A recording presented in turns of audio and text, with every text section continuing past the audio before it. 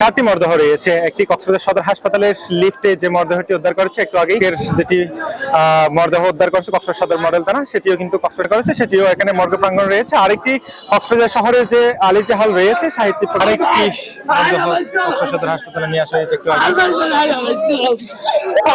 যেটি দেখতে পাচ্ছেন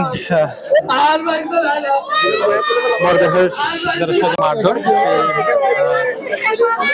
ঘটনা আমরা জানছিলাম তাদের স্বজনদের কাছ থেকে, এবং তার ভাই সেটি আমাদেরকে বলেছিলেন চাঁদা না পেয়ে মারধর। আবার এরপর কেন আমার ভাইকে মৃত্যু হওয়া যায়, কেন মানুষের ঘর করলে কেন চাঁদা দিতে হয়, বাংলাদেশের মধ্যে কেন চাঁদা দিতে হচ্ছে, এগুলোর মধ্যে এখনো চাঁদা কেন দিতে হচ্ছে ঘর বাঁধানোর মধ্যে। আমার দেশের মধ্যে জন্মস্থান আমি ঘর করতেছি, কেন আমাকে চাঁদা দিতে হচ্ছে?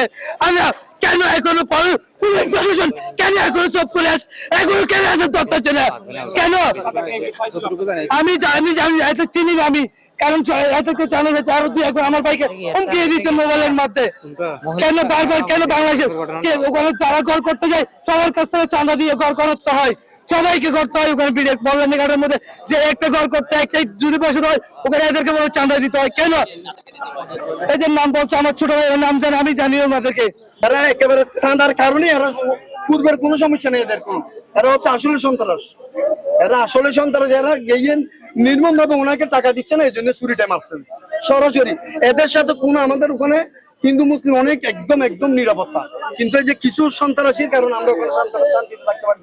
রাত্রে হলে মানুষের দেখতে হয়, এই তো অনেক বিভিন্ন ধরনের এই অনেক অভিযোগ দিছি, এই অভিযোগে কোনো কাজ সারা দেয় নাই।